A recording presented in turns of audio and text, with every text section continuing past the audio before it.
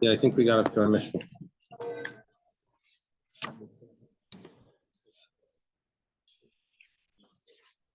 Yeah. Okay, so we're holding by a Mishnah. Oh, it's cold.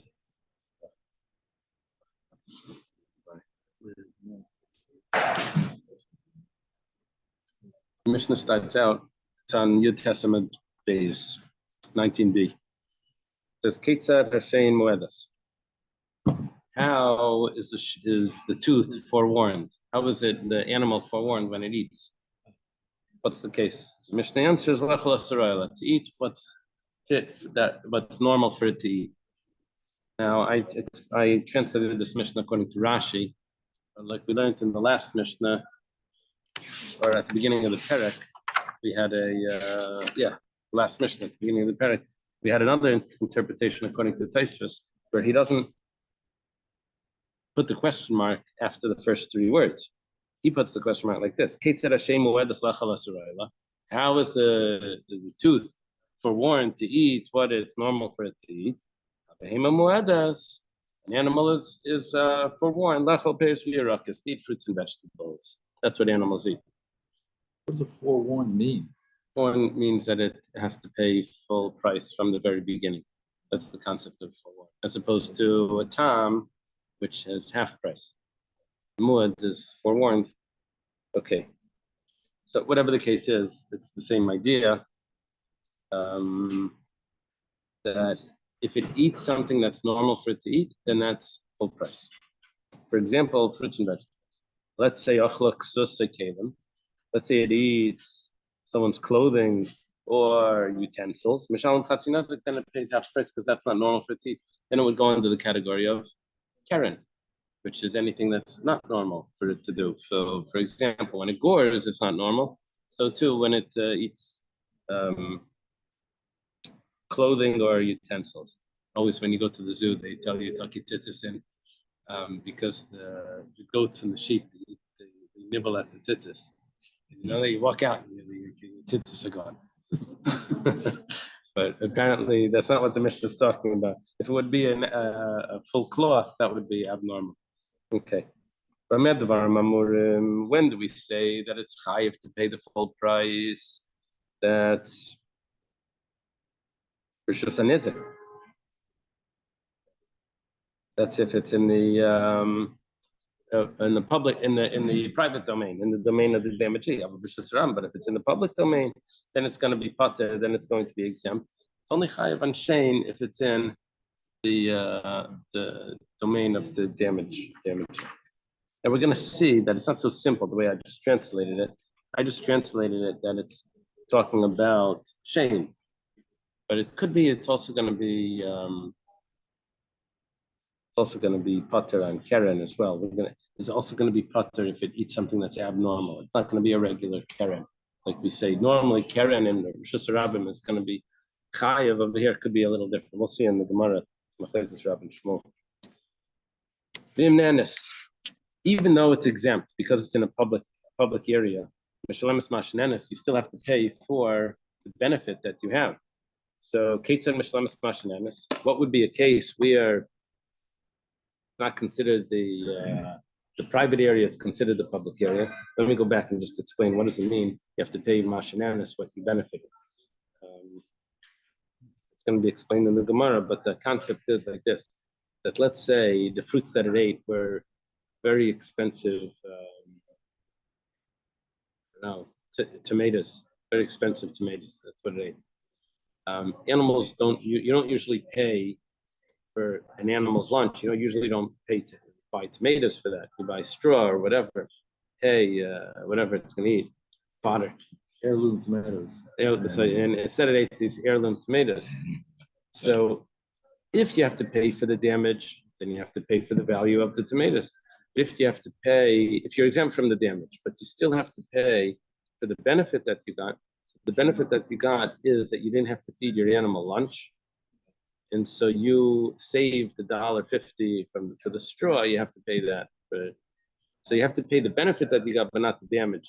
And basically, you don't take what its value is into consideration. You only take into consideration what what you saved. That's only If you're exempt. in Rosh Hashanah. In Rosh Hashanah, where you're exempt from paying, you still have to pay your benefit. Okay. Now, what would be considered a Rosh Hashanah? So the Mishnah says like this: if it eats from the middle, you have enough room.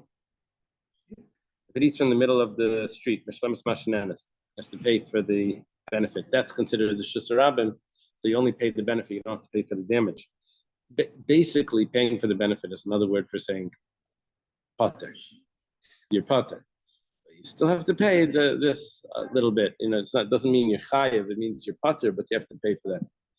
But if it eats from the side of the street, that's already considered not the Rosh Hashanah. And Mishalemes Mashi Zika, you have to pay for the actual damage, which means you're chayiv. This doesn't have to be mamish in his domain. Even if it's in the side of the street, it's already considered like whatever's there seems to be like it has permission to be there, and it's okay to put things down over there. And so when you come and do damage, it's considered from another person's property. Let's say there's something at the entrance to a store. It says Mishalamis Mashanenes. They're going to be pater. Shane B'Shusarabim in a public area, you're exempt.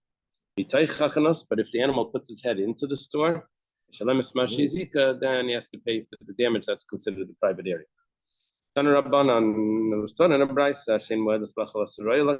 What would be an example? See, from the Brisa, it looks more like Taisvis, because the question goes, right? How is it that it eats something that's normal for it to eat? It goes like this. If an animal goes into the courtyard of the damagee, and it eats over there, food that's appropriate for an animal. It drinks liquid that's appropriate for an animal, as opposed to mashke and beer and wine and smoothie or punch. No, I'm sure it would eat anything with sugar, I'm sure, in the water. So, mishalim nesek shalim, that's considered shane, you have to pay full price. Same thing, a wild animal. If it tears up an animal and eats the meat, wild animals, that's what they do. They tear up other animals and they eat it. Shalim nesek shalim, you have to pay full price, that's considered normal. If there was a cow that ate barley, now cows don't usually eat barley. Usually they eat other types of grass and whatever. The chamar she'achal kashinim, and a donkey that ate kashinim. What is kashinim? Is that a vetch? Vetch. Yeah, that's a type of grass. It says I eat legumes. Oh, legumes? Okay. So that's what normally donkeys normally eat. Donkeys normally eat barley. And cows would eat vetch, but these animals did it the other way. So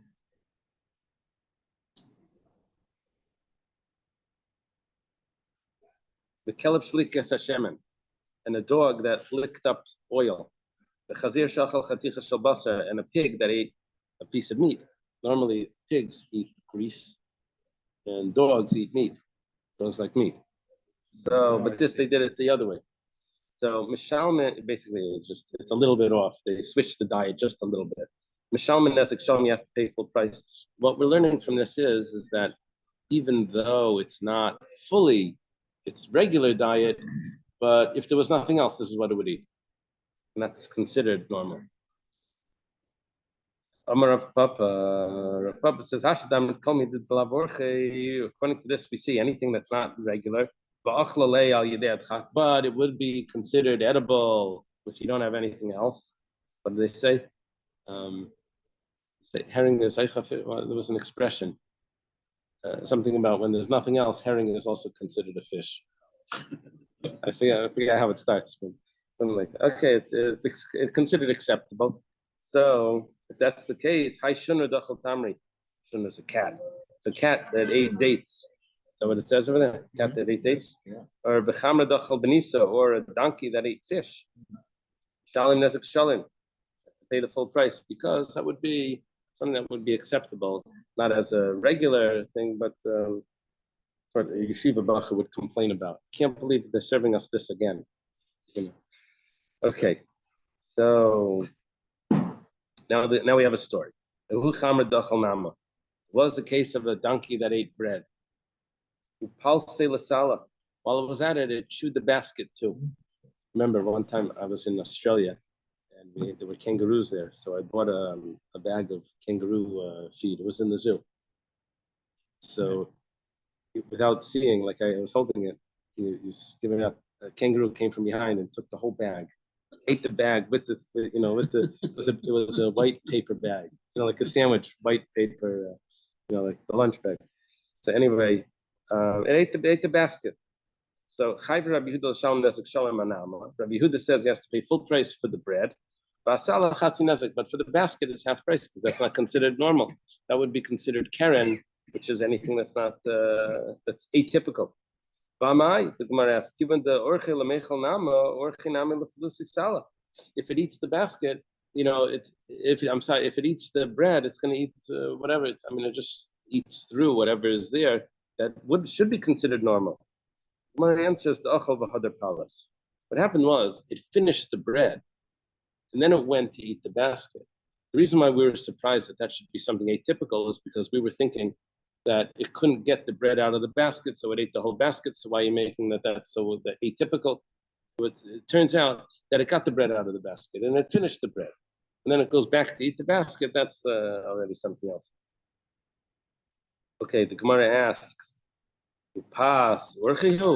is it normal really for a donkey to eat bread? For a minu? But I'll ask you a contradiction. We have a brayso that goes like this: Achla pas. If it ate bread, ubasar, and it ate meat, v'tavshel, and it ate tavshel, like a chalent, a stew. The shalem chatzinezek, to pay half price. Apparently, it's not normal for a donkey to eat bread, meat, and a stew. Goulash. My love, the behema. Why aren't we talking about over here an animal? It says loy b'chaya. It's talking about a wild animal. Wild animals don't eat bread. That was our question. Our real question here was the bread. So apparently they don't eat bread. We're talking about a regular animal. It says no, it's a wild animal. Lions don't eat bread. Okay.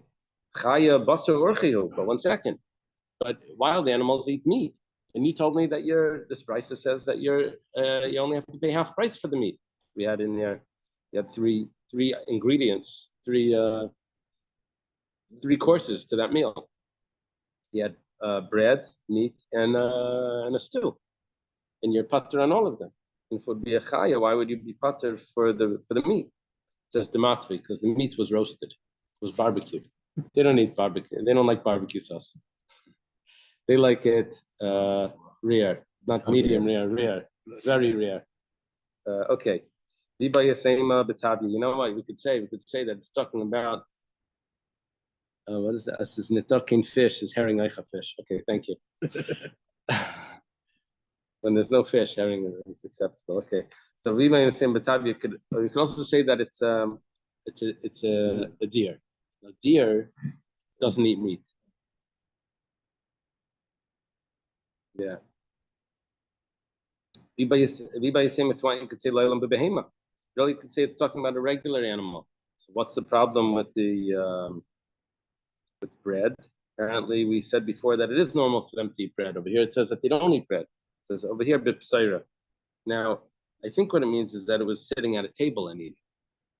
Yeah, it was sitting at a table, with the napkin over its thing. I forget which kids' book they have that in. In the kids' books, they have that. What's it with the porridge, hot and cold, and all of that? You have in the pictures. Okay, so that would be considered abnormal, and that would be. It's funny because that's not the damage. Not the damage. That's just the situation where it's in. The situation changes the obligation. Is there any comment on that? The fact that it's sitting on a table makes it different. Okay, but that's clear that that's the pshat, right?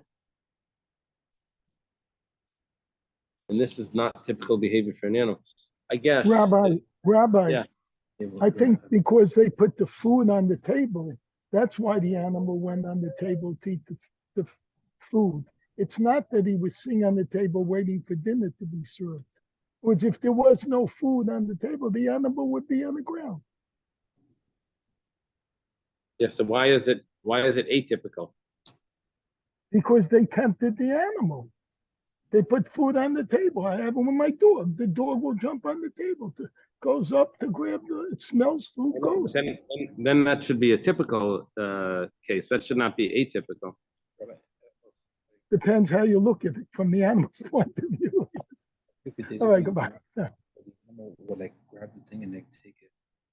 Maybe That's when it was killing it. There were two types of animals. There, it kills it. So okay, Ahu Barcha. What's this goat? The Chazi Lifta. Lifta, I think, means turnip, right? That's an animal type food. Apuma the Dana. I think the horses would eat turnips. Does it say goats eat turnip?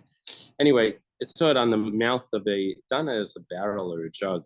What does it translate there? Like a barrel. Dana, Assyrian Danu, far from the Aramaic. Okay, clay vessel. So Sarich, it climbed up, and Salak, Sarich, I guess means it climbs. And Salak, it went up. Achlal lifter v'tarba ledana. It ate the turnip and it broke the barrel. So Chayvi Rava lifter v'adana nesek shalim. Rava made the owner pay for both the turnip and for the barrel. My timer. What's the reason?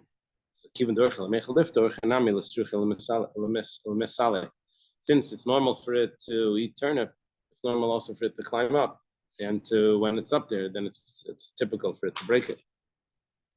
Amar Ilfa. Remember Ilfa? Ilfa was the friend of Rabbi Yechanan. Rabbi Yechanan, they both went out to business, and Rabbi Yechanan hears a voice from heaven saying something about studying Torah or something. He asked Ilfa, did you get anything? So Ilfa said no. So Rabbi Yechanan says, it must mean that I'm meant to go back. So he goes back to study, and Ilfa goes to business. But when Ilfa comes back, he says, what do you mean? You don't think I'm a Torah scholar? I can answer any Mishnah that you want. I can tell you any brisa. I can find the source in the Mishnah. And if I can't, I'll throw myself into the sea. Anyway, so here's Ilfa.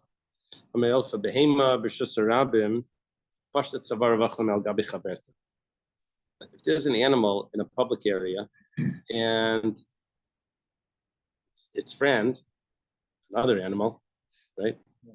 Billy and Betsy. So one of them has on its back some food. So the other animal sticks its neck out over and eats off the back of its friend. So chayaves, he has to pay. Now that's considered, what we just said is that if it's in a private domain, then you're chayav. If it's in a public domain, then you're pater. Here it happens to be it's in a public domain, but because it's on his back, that back is considered private. My timer, what's the reason? The back is considered the private domain. I could bring a support for this. If the kupa is the basket, if the basket is thrown over his back, and it stretched out its neck and it ate from it. See, you have a brayso that says the same thing. It's considered a private domain. The Gemara says not necessarily. That what Ilfa said, yes, but what this says, not necessarily. This could be kedam rava b'kefetzis. This could be because it was jumping. What's the difference? Maybe over here, the reason why it's chayav is because it acted in an atypical manner. The reason why it's chayav is not because it was normal for it to eat it, and it's considered a domain, a private domain. Maybe it's considered a public domain, and it's considered keren because it did it in an atypical way, and that's why it's chayav. But you're only going to be chayav nezek shalim. So when it said over there chayaves, it didn't mean full pay; it meant half pay. So we just switched the whole shot over here. We thought it was going under the category of shane, but eats. Turns out that it could be that it goes under the category of keren, and it's really only chayav half price. The Hechitz Mar Rava. Where did Rava say this? That you're now borrowing that answer to explain this brisa. It says the Hadam Rav Yosha. Rava said it regarding something that Rav Yosha said. It says Behema b'shus rabim. If there's an animal in a public area, hal chavachla p'tura. If it ate while it was walking, then it's exempt because that's normal. Animals they walk while they eat. However, amdavachla, if it stood still and it ate, then it's chayaves. Then it's going to be, that's considered atypical, and it's going to be chayav because normally they don't stop to eat; they continue walking while they eat. Ma'ishna halcha the orcheu amdanami orcheu. What's the big deal if it stopped to eat? That sometimes they stop to eat. So amarava bekefetzis. When it says that it stopped to eat, it doesn't mean that it stopped. It means that it wasn't walking, rather it was jumping. And that's considered atypical for it to jump. So if that's the case, then that's why it would be chayav in a Rosh Hashanah off its friend's back, not because that's considered Rosh Hashanah, but that's considered atypical in Rosh Hashanah, which is chayav sacrifice.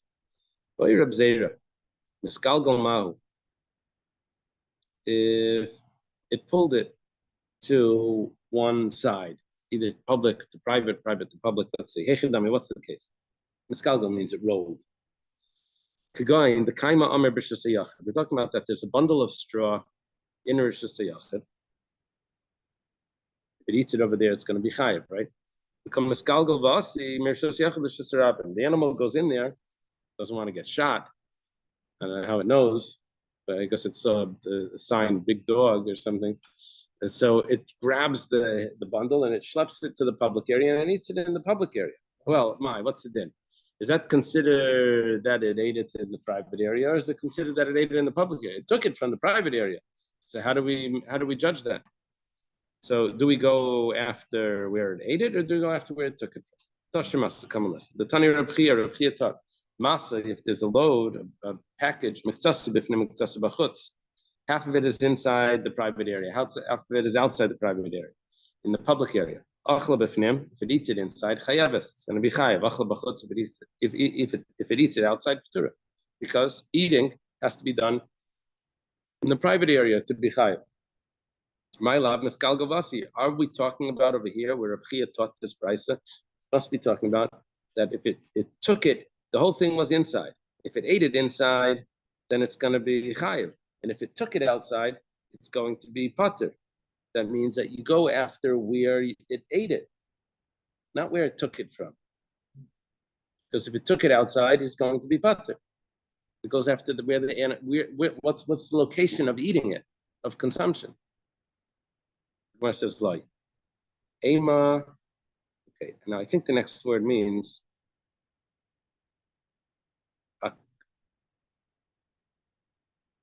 is the next word akula or is it achla? Here's Aqua. Yeah, Ema achla. Or is it akula? No, Ema. It says Ema achla. It ate it. Okay, achla is good. You don't have your pencil with you, do? So achla. Almashe b'fnim. Whatever's inside. Chayabes. It's chayav. In other words, what we're talking about now is that we're now, instead of saying the location where it ate it from, we're following the location where it took it from. Whatever was inside, whatever wasn't, because it was half and half. It was on the part that was inside, he's going to be chayav. Almasha b'chutz, the part that was outside is patura, because he took it from the outside. We're not following where the animal ate it. We're following where what matters here is where it was when the animal took it. Who's going to testify? Like the owner is going to say that you're chayav for sure half. I left it right at the border of my property. Yeah. We have another pshat. There's another possibility. We could say that we don't go after where it was located when he ate it. We don't go after where it was located when he took it. We go after where the animal was when it ate it. What we're talking about now is that if the animal was inside, then we can consider everything inside. The reason is because we're talking about long sticks of grass that wherever the animal is, the animal would pull everything into that. So if the animal is inside, we consider it all inside. If the animal is outside, we consider it all outside. But that's not a proof to the if it would be barley, because over there it could be that it would be different, because over there when it eats a little bit, it doesn't pull the whole thing because those are little pieces. So this would be a different halacha. If it ate a garment, now it goes on and it says that you have to pay half price. When do we say this? That's only if it's in the public, in the private area. But in the public area, then you have to pay. Then you're exempt. In the public area, you're exempt. But the problem is, you just said. See, originally we started the Mishnah with Shane, and we know that you're exempt in the public area. Then we continued on to eating garments, which is a category of keren, which over there in the public area usually you're chayav. And then it says, when do we say this? That's only in a private area, but in a public area you're public. So it could be to resolve that issue is we'll just say we're talking about the first case. We're talking about Shane. That's how I learned it in the Mishnah. But now the Gemara says, hey, what are you speaking about? Amarav Akul. Rav says that both of them are going to be exempt in the public area. Whether it's normal or abnormal consumption, it's going to be exempt in the public area. My time, what's the reason why? How could Rav say that? Keren and Rishus Rabim is chayiv. Anyone that does something abnormal, and someone else comes and does something abnormal, pater. You look at it like this. It's not my fault. He was the one that started. He did the crazy thing first. He left his garment in the public area. He left his garment in the public area right on the floor. My animal came over and ate his coat. He left his coat on the floor. So it's not my fault. It's your fault. You shouldn't have left your coat on the floor. That's what the one would tell the other over there. The owner of the animal would tell the owner of the coat. Shmuel says, so let me just clarify. So why do we say Keren and Rishus Rabim is chayav? That's not talking about an abnormal. See, Keren has two qualities, two criteria. One is when it's abnormal, and the other one is that it intended to do damage. So in a public area, if it intends to do damage, intentional, kavanah salah, intends to gores another animal, then after 3 times, it has to pay full price and it has to pay half price for the first 3 times. But if it's something that was abnormal, so then if the other person did something abnormal first, then you'll be exempt, even though it's keren. So here it's, even though it's keren, but because the other person did the abnormal thing first, it wasn't like just another animal walking in the public area. It was a coat that was laying on the floor in the public area. That's considered abnormal. Over here, Rav would say that you're exempt. Shmuel, Amar Leishano appears for Yerakas. When are you exempt in the public area? That's only if it ate fruits and vegetables. But if it eats a coat in the public area, it eats clothing in the public area, then you're going to be chayav. Rish Lakish follows the opinion of Rav. Akulu, talking about the whole Mishnah. It's going to be exempt in the public area. Rish Lakish follows his own logic. Rish Lakish says, if there's 2 cows that are in a public area, one is laying on the floor, crouching down, and the other one is walking.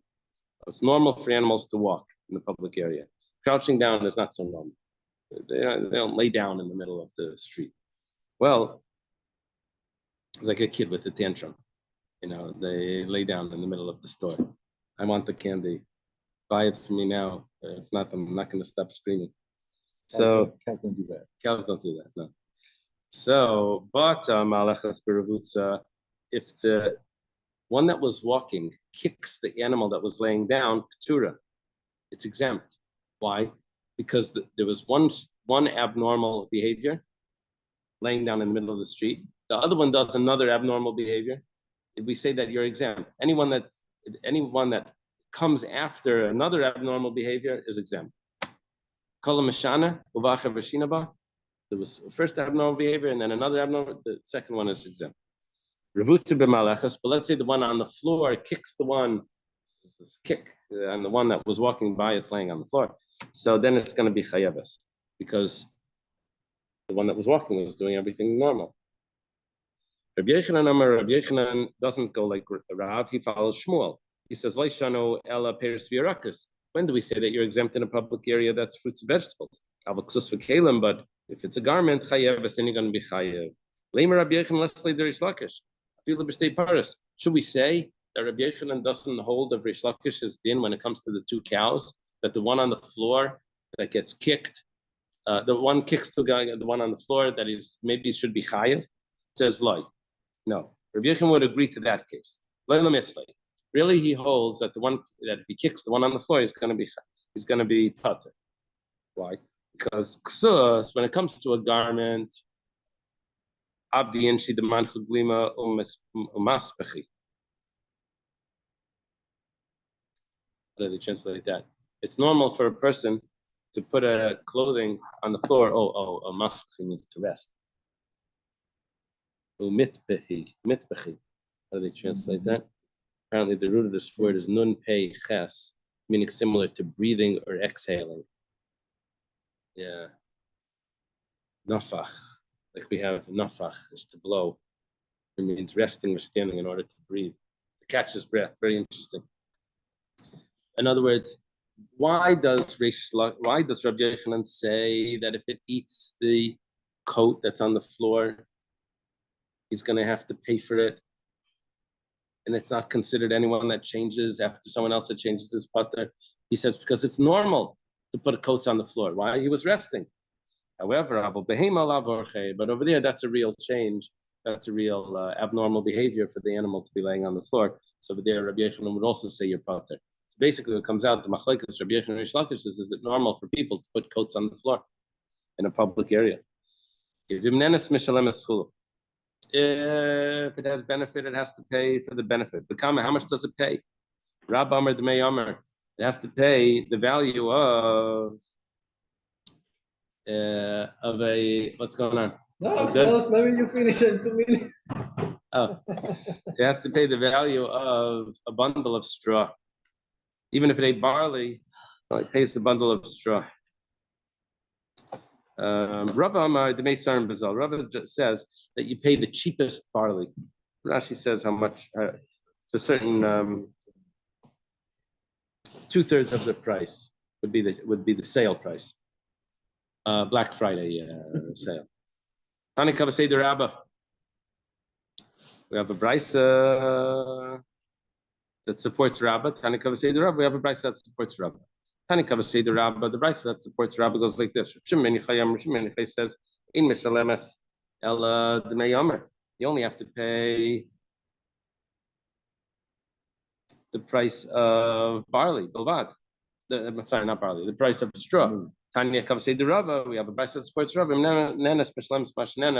That if it has benefit, you only pay for the benefit. Kate said, how would that work? If it eats a kav, which is a measurement, or 2 kav, you don't say that you have to pay for the price.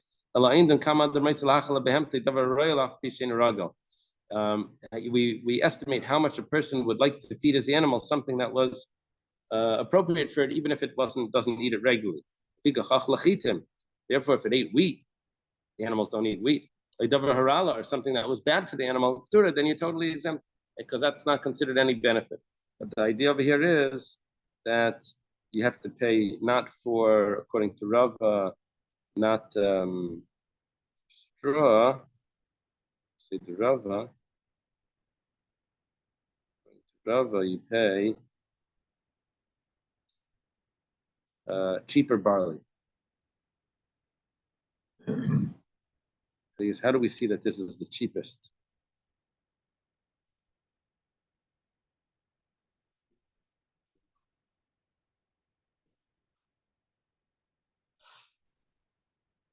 No, how much someone else would use this? How much someone else could pay for this to feed to his animal, even though you do have to pay for what it ate, but you pay for what it ate, but the cheapest price of what it ate. Even if you normally pay it, you give it, let's say, deluxe food. Here you just give it the normal food for that kind of an animal. Right. Well, there's one opinion says the normal food for that type of animal. The other one is the cheapest of that type of food for that animal. You have to pay the higher quality. You pay probably the lower quality or the lowest price that you can get, which is 2/3. Okay, the next Gemara is actually a very famous Gemara. Yeah, it's important. Very important Gemara. Real logic comes into play. This is a classic. This is a very classic Gemara. It takes us through a whole page, this Gemara. Rav Chisda says to Rami Bar Chama. By the way, Rami Bar Chama is his son-in-law. Says, you weren't by us last night, the Tchuma in the base madrash. You didn't come last night.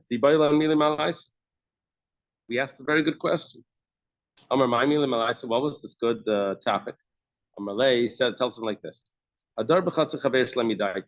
This is a squatter. Someone goes into someone else's apartment or house or whatever, courtyard. Does he have to pay for that? Does he have to pay for living in there? What's the case? If it was something that was being rented, that was not being rented, someone had a timeshare that just comes like, once a year he stays over there. And meanwhile, when he gets there, he finds someone was staying there for the other 11 months, right? Yeah, one of like these houses, people come for vacation. The whole winter or the whole summer, it's empty. So this guy moves in. And this person also has another place to live. He doesn't need to live here. He's just living there because whatever. Why not? Squatter has another place. Squatter has another place if he wants. He's not. He wouldn't be paying anyone else rent. That's the idea. He wouldn't be paying anyone else rent. So he's not really gaining money because he has other place to go, and the other guy is not losing any money because he wasn't renting it either. Doesn't mean he wants him there, but it doesn't mean that it has monetary value that he can now. He didn't cause damage, and he also didn't gain money. Interesting point. Someone breaks into the mikveh, they would say, what does he have to pay? What did he gain? Water? He didn't really take any water. The towel. Okay, don't use the towel. No, if the mikveh is locked, if they charge you to go in the mikveh. So, but it doesn't mean you're allowed to. It just means like, what do you have to pay when you're done? Like, what are you supposed to? But over here, no, you have to pay because you gain because they charge you. They charge you for coming in. Allah b'chatzid the kaimalagra. Must be that we're talking about a courtyard that was up for rent. And this person would have paid rent somewhere else, but he sees no one's watching. He moves in. So this is a real problem because he's gaining, so he has to pay for what he gained. And the other guy's losing because no one else can live there while he's there. No, it's only necessary. We're talking about a courtyard that was not up for rent. It was someone's private thing, but he lives in Montreal. He comes here only in the winter, and this guy moves in the whole summer. The Gavra David Lamega, and this person would have rented somewhere else. So it's not up for rent, but the person would have rented. So the person is gaining, but the other guy's not losing. What's the deal? Matzi Yamalei, can he say my chasarticha? What did I cause you to lose? Dilma or Matzi Yamar, maybe you could say. Well, it's honest, but the fact is you had benefit. Yeah. Ruvain has an apartment that he's not renting, and Shimon moves in. So Ruvain tells Shimon, you have to pay me because you gained money by living by me. And he says, yeah, but you didn't lose anything. You weren't renting it anyway. Amalei. So Rami Bar Chama tells to Rav Chisda, he says, Masnisani, it's a Mishnah. Hey Masnisa, where's the Mishnah? It says, Amalei, Lachita Shamish. If you serve me, I'll tell you. Shakal Suji Karachle. He folded his handkerchief for him. This is like playing around or something. Amalei, Imnenis Mishalemis Mashnenes. We have a Mishnah clearly that even when the owner of the animal is exempt from paying because it was in a public area, and you're exempt from paying for shame, but you still have to pay for the benefit that you got. Even though you're exempt, but benefit you're not exempt from. Rava says, Kamacholi v'lei margish. How insensitive is it? Like insensitive? How does it explain it?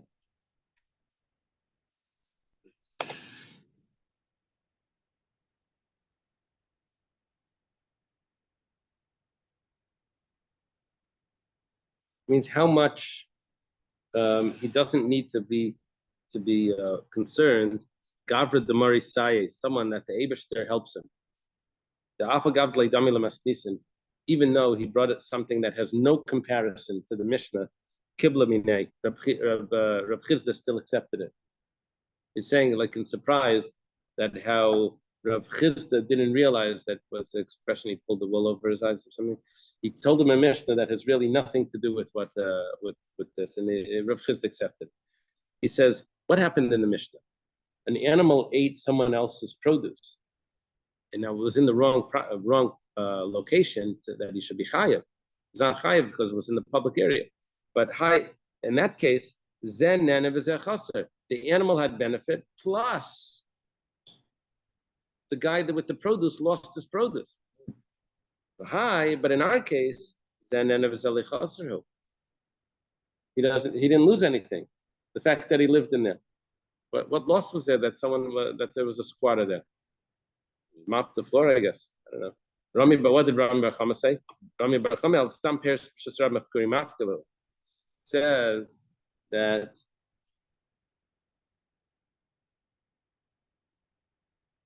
the person didn't really lose because he would have made him hefker. Maybe if they were hefker already, then you shouldn't have to pay anything. Not living in his own apartment. He would have made them hefker when he realizes that they were left there for a long time. Okay. Over there, he does have to pay for the benefit that the animal got, but the other guy was losing. But over here, he lived in. If he made a hefker, then there's really no loss. Taisus deals with that problem. He says it can't be that he made it up really hefker. It must mean that he was miyayish from them after a while. He thought that they're probably ruined.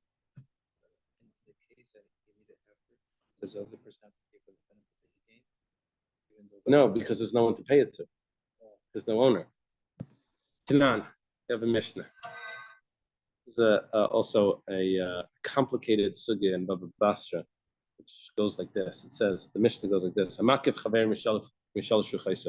If you have a Rashi in your Gemara, if you have a traditional Gemara, the Rashi, look on, do you have one side of the page? There's a little picture here. Just 1 second. 1 second. My son's calling from Toronto.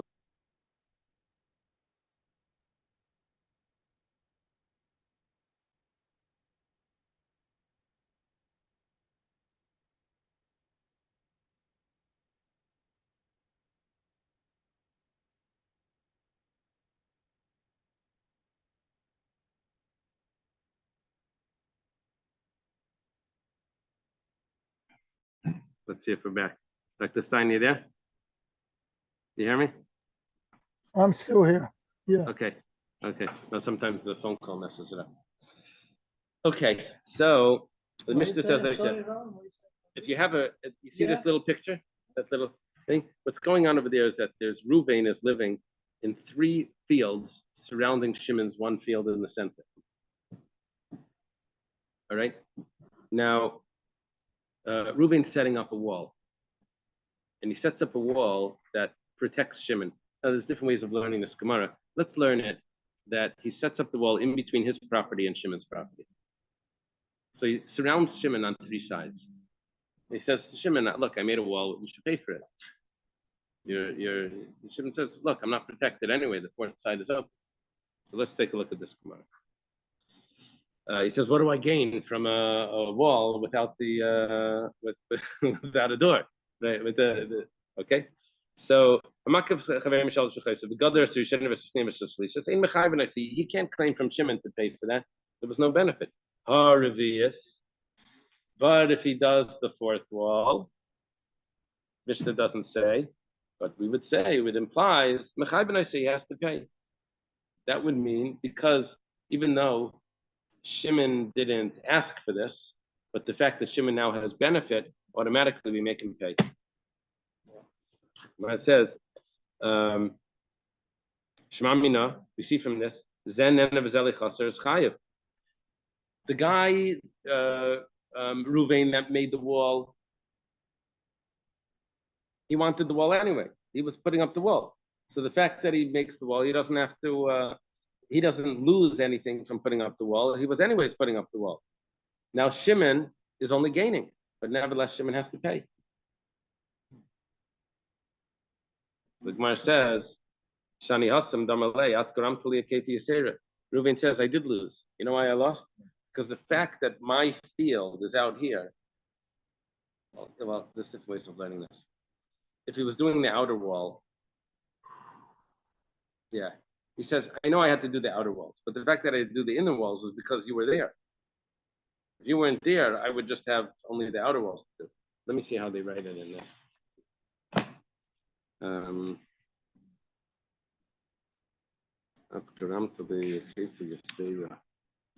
He says, your field caused me to build a fence with a larger circumference than I would have otherwise needed to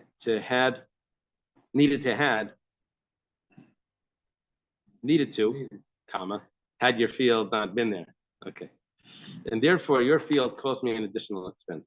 This case is therefore similar to those where one derives benefit and the one suffers a loss. So he's claiming that there's a loss.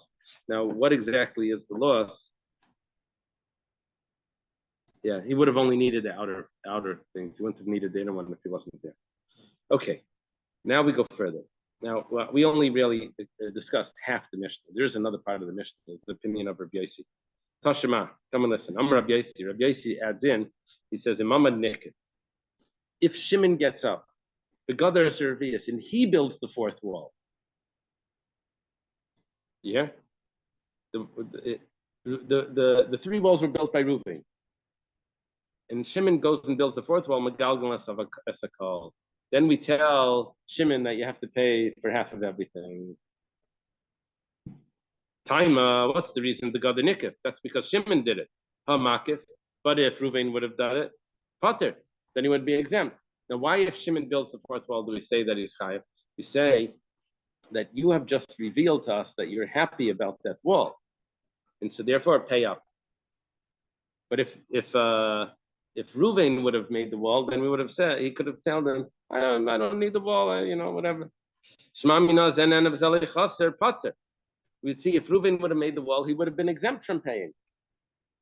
The Gemara says, Shani Hasam, over there you could say, Damali Ledidi Sagli ben Atira Barzuza. You say, I'm exempt from paying to the wall, but I would have done, I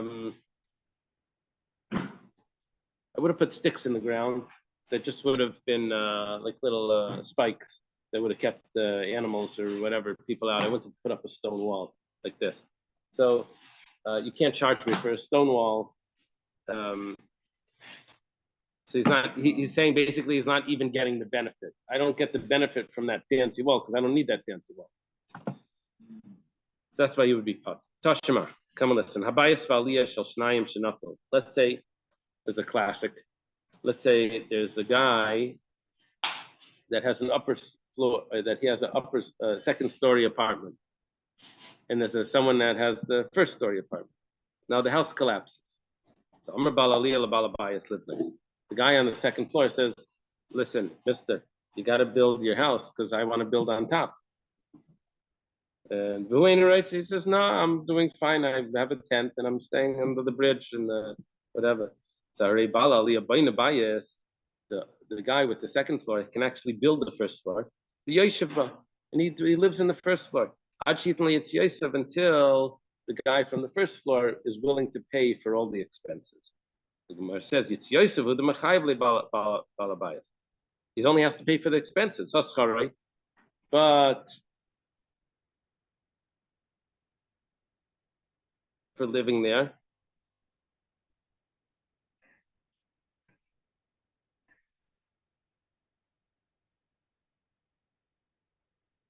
but he doesn't have to take off. He has to pay for the full expenses.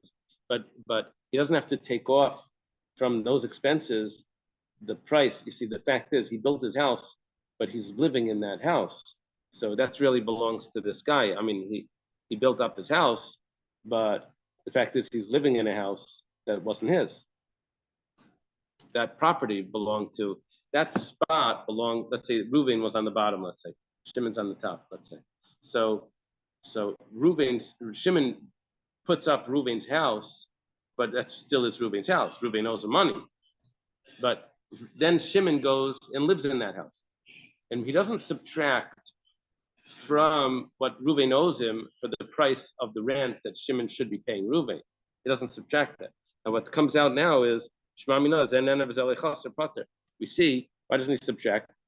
Because the other guy didn't need to live here. He wasn't renting it out either. And he was living there. And even though he got benefit from it, but you don't have to pay for benefit if the other guy's not losing. Over there, you can't bring a proof. Because Reuven had to build that for him. And the fact that he didn't build it, the fact that now he's not taking off the rent, that was because he owed it to him to build it. And so therefore you can't prove that you don't have to pay for benefit. Okay. Tashma. Come and listen. Rabbi Yehuda Omer, someone that lives in his friend's courtyard without his knowledge, he has to pay the rent. You see that someone that has benefit, even though the other person, isn't losing, it's chayav. Over there it's different. Over there he's making the wall black.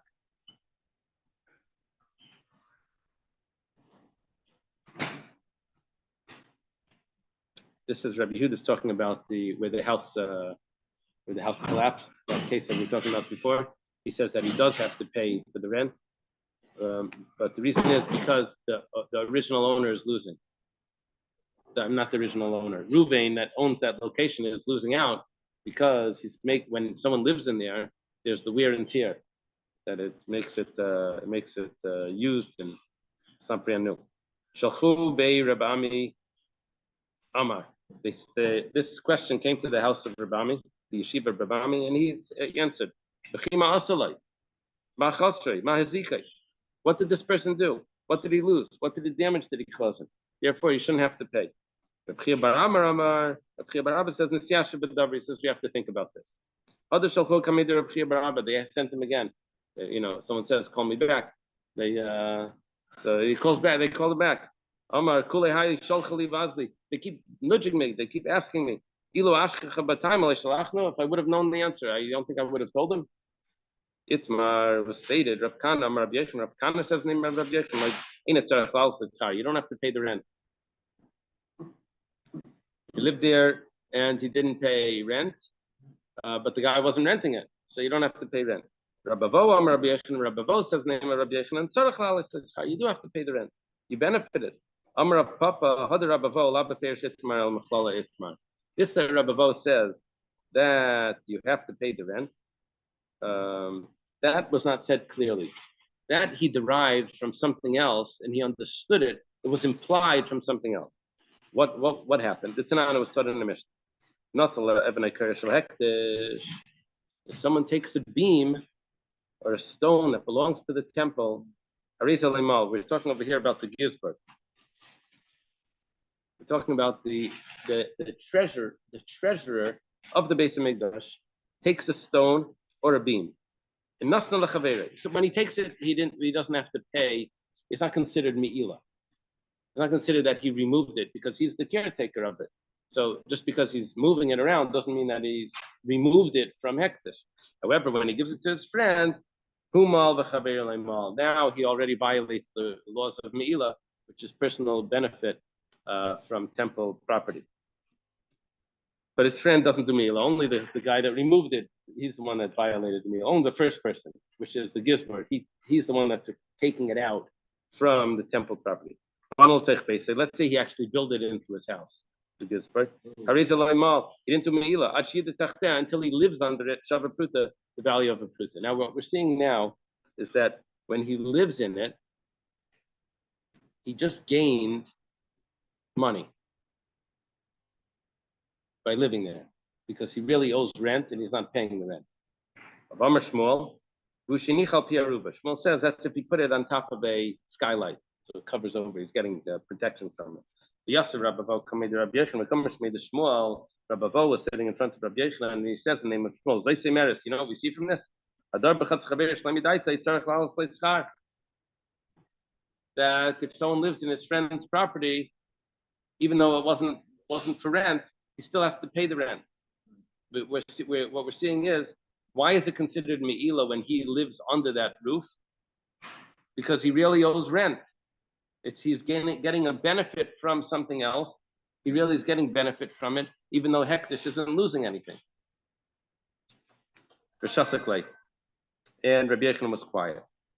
Iu savar midas Shasek maidale. Abavo thought the fact that Rabbi Yechon was quiet was because he agreed. Well, it's not so. He didn't even care what he said. Kidarabba. It's like Rabba said, Amar Rabba Hektish midas, kehedis midas dami.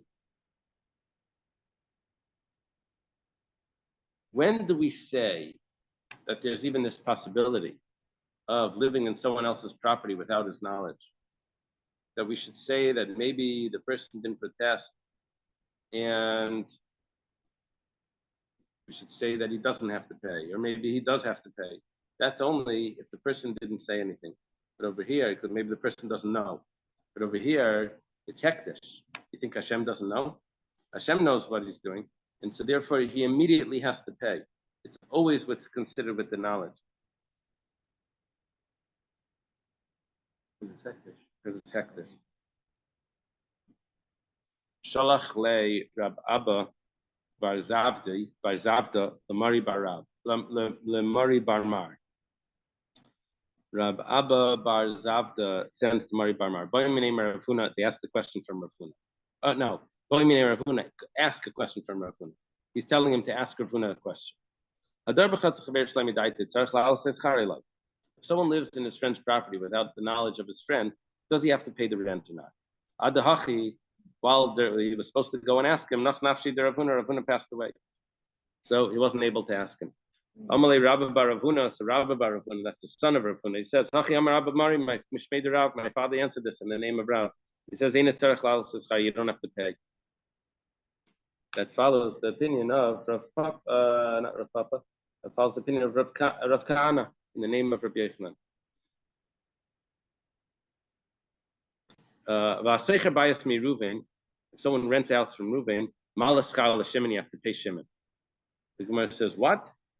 Shimon mayavidite. What does Shimon have to do with this? He rents the house from Ruvain. The Gemara says, no, 1 second, we missed something. Hachi Kamma, this is what it means to say. Nimta bayis shel Ruvain malas char. If it turns out that the house belonged to Nimta bayis shel Shimon malas char. Turns out that the house belongs to Shimon, he has to pay Shimon the rent. Now, 1 second. Ruvain claims there's an empty apartment there, okay? Ruvain is this real estate agent, and he rents an empty apartment to some guy, and it wasn't Ruvain's at all. And meanwhile, Ruvain's collecting the rent. Finally, Shimon shows up because he uses that apartment once a year. He shows up. He says, it's my apartment. So the halach is, what we're learning now is that you have to pay Shimon all the rent. It sounds like again. And then you have to claim it. The problem is that we just learned that if you live in someone's property without his knowledge, you don't have to pay the rent. And Shimon didn't know about it. So the Gemara says, Tarti, you have 2 contradictory statements that you have to pay, you don't have to pay. How does that work? So it's not a contradiction, because it depends if it was supposed to be rented out. If it was supposed to be rented out, then you have to pay the rent. Shimon thought it was being rented out. Reuben was meanwhile collecting it and keeping it. Okay. I think in that case, the tenant would have to sue Reuven. Would have to sue Reuven to get his money back, right? But over here, because this fellow was living in it, no one else was renting it. So really, Shimon was losing out because he could have been renting it. It's Manami. We have another statement. Amar Rav Chia bar Oven, Amar Rav Chia bar Oven, Amar Rav Huna. Some say it was in the name of Rav. Some say it's the name of Rav Huna. If you live in your friend's property, courtyard, without his knowledge, you don't have to pay the rent.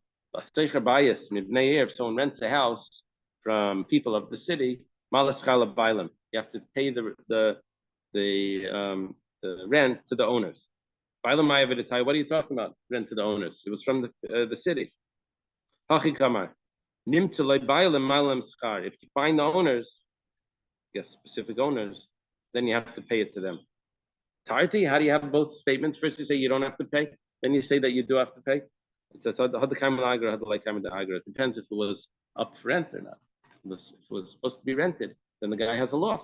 The fact that you were in there, so then you have to pay rent. If it wasn't supposed to be rented because the guy never rented out, it's just his vacation home, so then you don't have to pay the rent.